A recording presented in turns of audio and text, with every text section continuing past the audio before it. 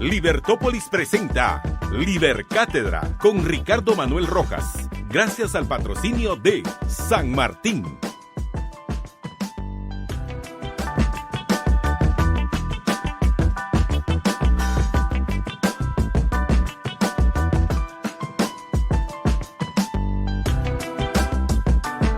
La inflación como delito, el capítulo 9, cómo ponerle límites al gobierno en la emisión monetaria, que no se pueda emitir más allá del límite exacto o concreto que establezca la ley y que toda emisión posterior sea considerada delito.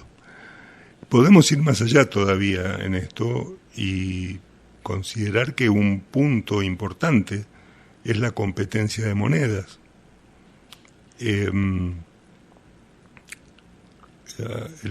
curso forzoso de la moneda estatal es como el punto de partida de un gran problema que tiene la comunidad, porque ya lo dijimos, ¿no? Si el Estado es el monopolista del dinero, y el dinero que emite el Estado es lo que cancela todas las deudas, y el Estado lo puede emitir en la cantidad que quiera, y la gente está obligada a usar ese dinero para cancelar sus deudas, estamos en un problema grande. Entonces, si desapareciera ese curso forzoso y la gente pudiera contratar en otras monedas, usar otras monedas que compitan con la moneda estatal, el problema se limitaría mucho, ¿no? En este sentido está bueno recordar aquel famoso y cada vez más vigente trabajo de Friedrich Hayek, que ya hemos mencionado en otros capítulos, que es la desnacionalización del dinero, ¿no? A mediados de los años 70, cuando en Europa se discutía la necesidad de una moneda para el mercado común europeo, y obviamente todos hablaban de una moneda única con un banco central supranacional europeo, que es lo que ocurrió, ¿no? Con el euro que hoy rige. Aparece una voz un poco disonante en aquel momento, que fue la de Hayek, que escribió este trabajo. Curiosamente, Hayek en 1960 había escrito Los Fundamentos de la Libertad, un libro donde trata de hacer políticas públicas desde una visión liberal clásica, y ahí reconocía la necesidad y la importancia de que exista un banco central y que el manejo de la moneda era una de las funciones del gobierno. Y 15 años después, en 1975, en la primera versión ya de la desnacionalización del dinero, ya empieza diciendo que, bueno, me arrepiento de lo que dije hace 15 años, ya hoy no pienso lo mismo que entonces. Y lo que propone Hayek es lo siguiente: miren, no tiene sentido crear una moneda monopólica única con un banco central supranacional. Lo que deberíamos hacer es que todas las monedas de todos los países de Europa compitan entre sí, que todas tengan curso legal, que todas puedan ser utilizadas. Incluso tratemos de integrar también al dólar norteamericano y alguna otra moneda con el tiempo, que todas puedan circular. Y entonces, si algún gobierno hace trampas con sus monedas, la gente va a dejar de contratar en esas monedas, las va a despreciar y va a elegir las monedas más sanas. Digo, si los italianos o los griegos empiezan a hacer locuras con sus monedas para cubrir sus déficits, la gente contratará en marcos alemanes o en otra moneda que le consideren sólida y confiable. Pero va más allá, Hayek dice, tampoco hay ningún motivo por el cual los bancos no puedan emitir monedas, los bancos privados, porque en última instancia es el mercado el que decide qué moneda es confiable o no, como fue toda la historia de la humanidad. Hasta prácticamente hace un siglo y monedas que empiezan a sancionarse las leyes de inconvertibilidad y que poco a poco se va eliminando el patrón oro. De ahí para atrás, durante siglos y siglos y siglos de historia de la humanidad, la gente eligió libre y voluntariamente qué cosas consideraba que debían ser moneda, o sea, cuál era el bien que ellos aceptaban como bien de intercambio. De modo que no hay ningún motivo para que los bancos privados no puedan emitir su propia moneda en la medida en que la gente las acepten. De hecho, hay mucha gente que opina que este trabajo de Hayek es como una especie de premonición o adelantamiento de lo que hoy son las criptomonedas, ¿no? Monedas creadas artificialmente que no tienen valor en sí mismas como bienes de uso, pero que tienen el valor que la gente les da a través de la confianza.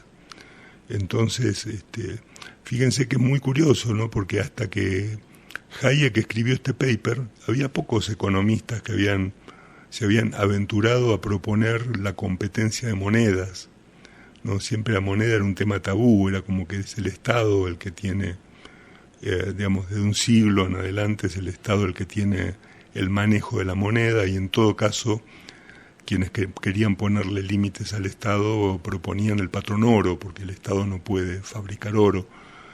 Pero de pronto aparece una persona y dice, bueno, si el mercado es bueno para todo, también lo es para la moneda. Y luego de que Hayek escribe este paper, empiezan a aparecer un montón de economistas famosos y economistas renombrados que avalan esta idea y empiezan a escribir sobre la competencia de monedas. La competencia de monedas, o lo que es lo mismo, eliminar el curso forzoso, es una buena limitación al gobierno, o por lo menos es una defensa para los habitantes, ¿no? Porque si el gobierno sigue emitiendo, en la medida en que no nos pueda obligar a utilizar su moneda, nosotros tenemos cómo salvarnos de la inflación que genera el Estado usando otra moneda. Finalmente desaparecerá la moneda estatal porque nadie la va a usar.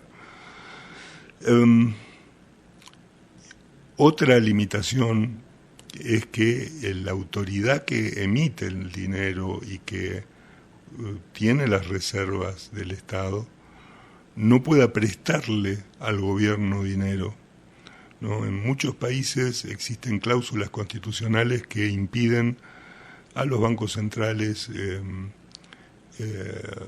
prestarle dinero o comprar bonos del Poder Ejecutivo, del gobierno.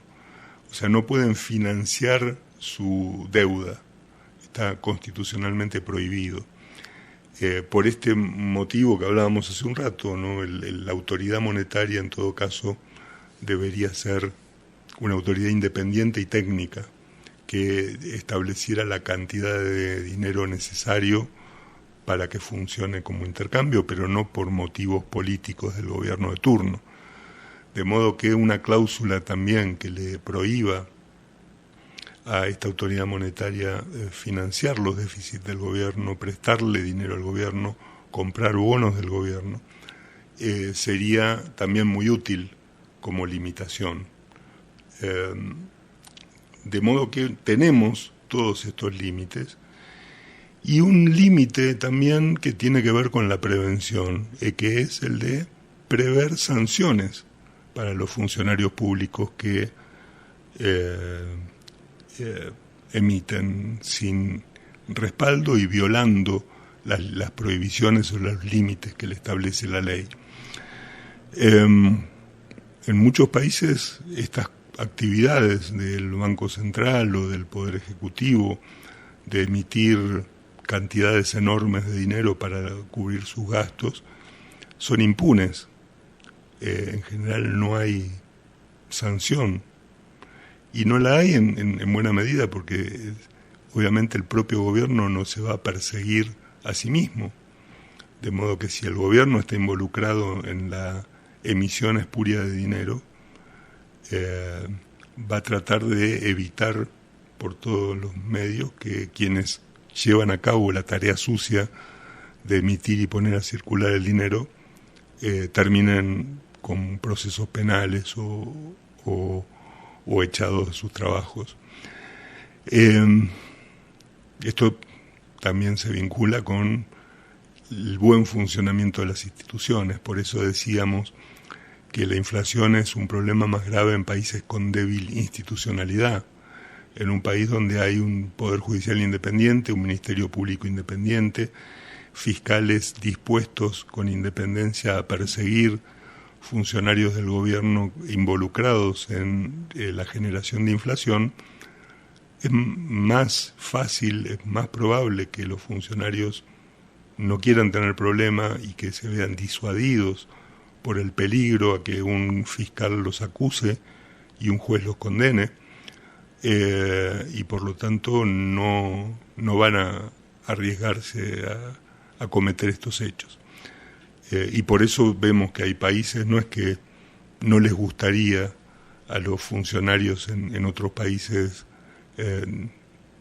tener disponible un montón de dinero para gastar, simplemente saben que el costo de violar la ley en esos países donde la institucionalidad es más fuerte, el costo es más alto, ¿no? La probabilidad de que lo juzguen y lo condenen es más alta que en otros países donde las instituciones no tienen fuerza y por lo tanto no se responde por los peligros, por los perjuicios que los gobernantes ocasionan.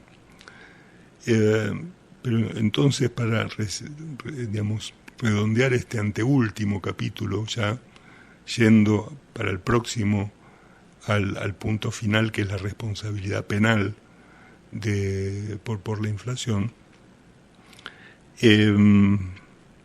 podemos decir que, redondeando, la inflación es producida por la acción del gobierno, que los funcionarios del gobierno deben ser responsables, que tienen una responsabilidad política porque obviamente son funcionarios políticos que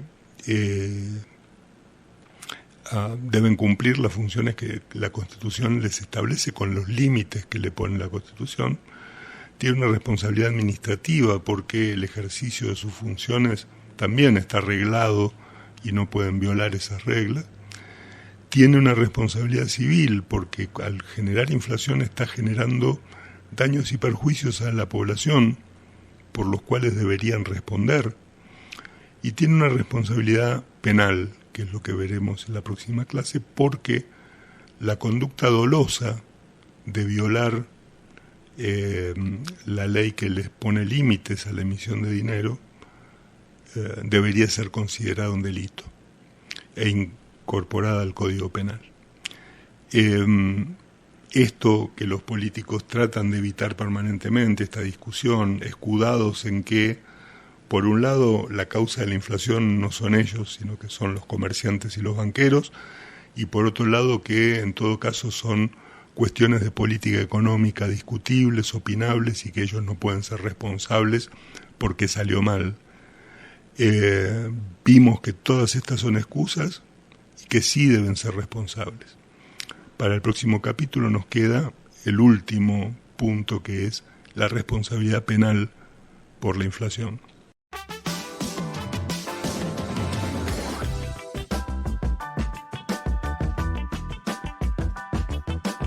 Libertópolis presentó Libercátedra con Ricardo Manuel Rojas, gracias al patrocinio de San Martín.